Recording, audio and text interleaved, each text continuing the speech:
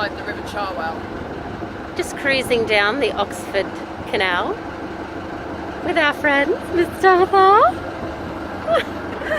and the captain. Oh my goodness, the pressure. We are having a ball and checking out Oxford.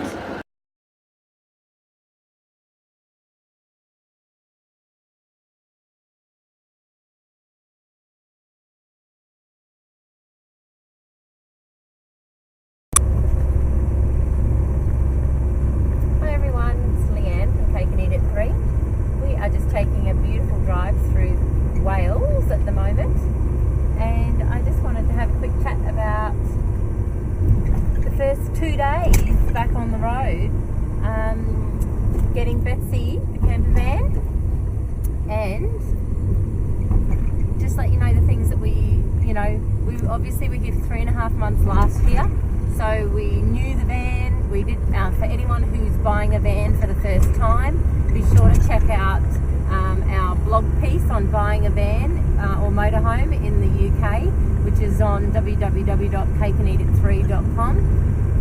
And so we had the van, we came back, we knew we'd been in storage. She managed storage very well.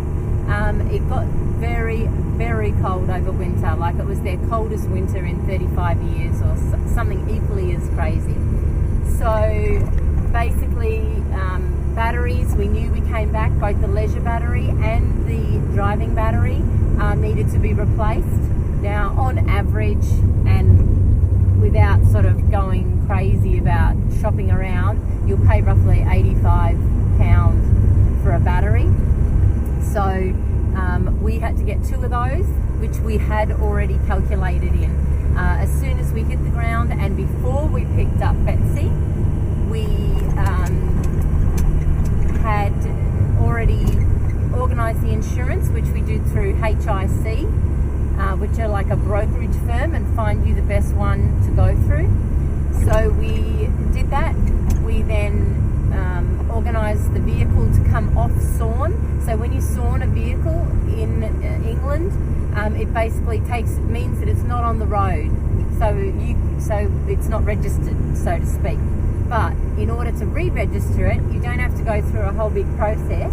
There's no transport department, or there's no normal department that you walk in and you see people and you ask questions and you talk, and it's basically all done online. So we unsawned the vehicles, which meant it was then registered again. You receive confirmation of that, so obviously we saved that. In case ever you have to prove it, you've got your V5 documents. Again, that's all in buying a vehicle. So just go and check out that blog piece for buying one in the first instance.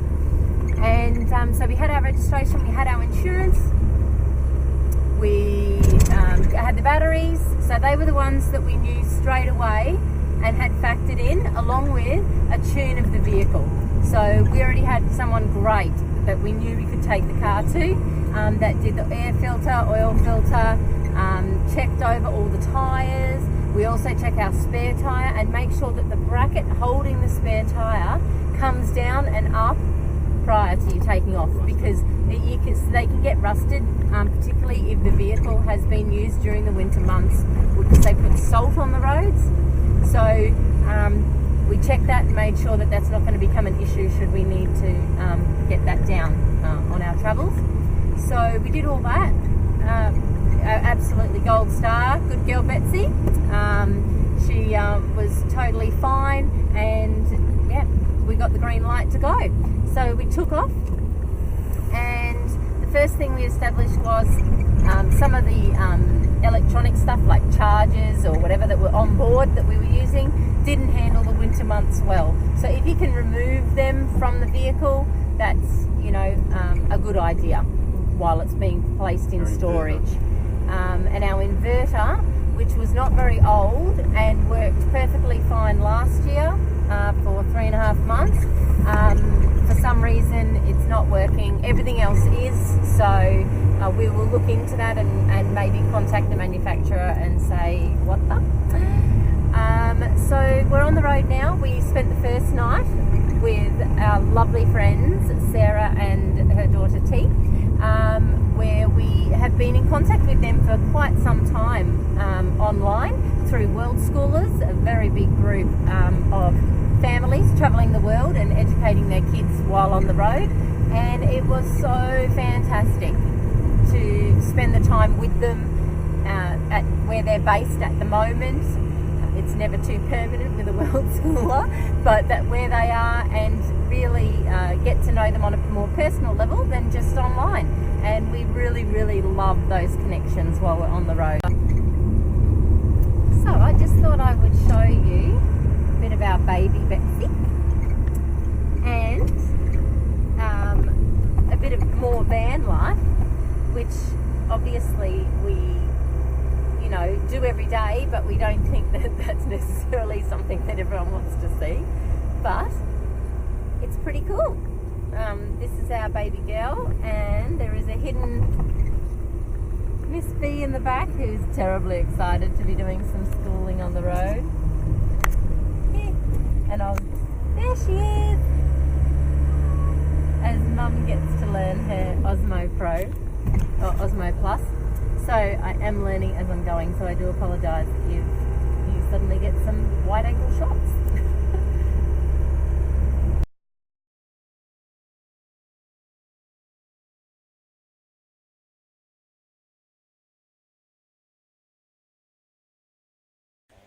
Hi everyone, Leanne from Cake and Eat at 3, and we are currently visiting some world schooling friends in Wales.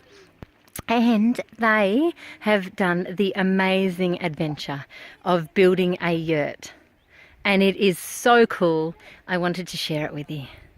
Teasing me. This is the amazing interior with our little bunny.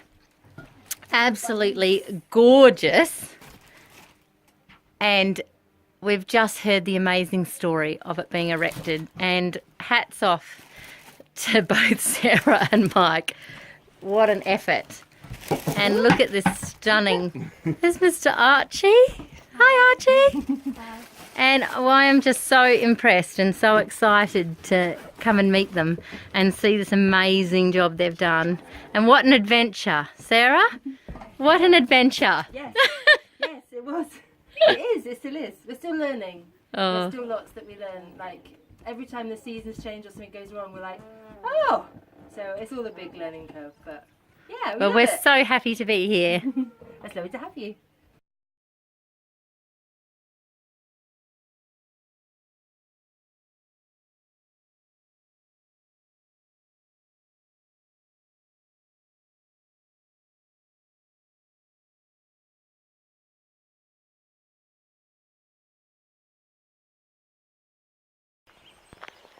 Well, we are going to be very sad to leave our lovely friends in Wales. I've had the most amazing time. Listen to the birds, really living in nature, and made some new friendships with so many people. It's time to hit the road again, but as always, a little piece of you remains in all the places and the people that you meet along the way. So here we go. Yeah, so thank you. Woo! Look at all the racing cars in the Welsh countryside. So we pulled over so they could all get through, and they're all friendly and waving. Aren't they amazing? I don't think we're catching them. Betsy's good, but she's not that fast. Fantastic.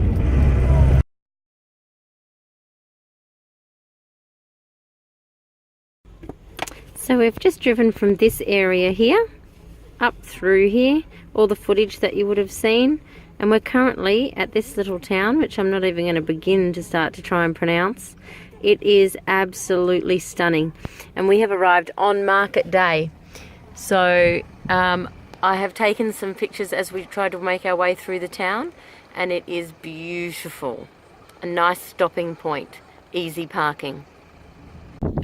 We're currently in Wales, and we're down on the Penrhyn Peninsula, and interestingly enough, a vessel, the 12 Apostles, a schooner of 118 tonnes in 1858, spent most of her working life sailing out of Porthmagog with Slate. So we're just heading down to the actual water. But something that was of definite interest was the mason bee is the rarest solitary bee in Britain, and it builds its nests of mud on the eroding sand dune faces, which is pretty cool. So we're just heading down now to check it out. Every beach we visit is different. This one's got really large rocks. Still sand, and not black sand, but still beautiful. So this can get very rough. And Brett was just explaining to me that up until 1945 they used to use the area up here as practice bombing fields. Run a model plane on a railway as a moving target for the RAF to shoot the moving target. Very interesting and a beautiful spot.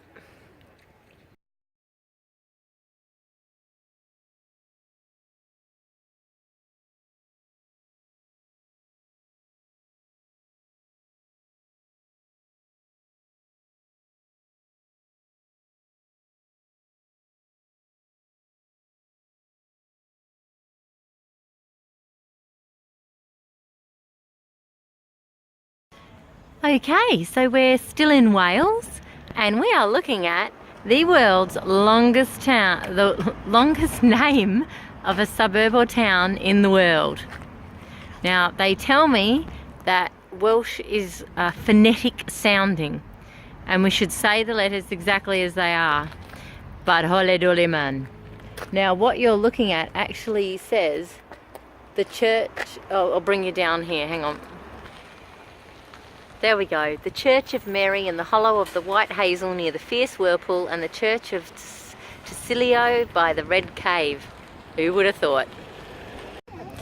Just down on Wales' longest or oldest pier, and also at the home of the Punch and Judy show, which we are just on our way to try and find.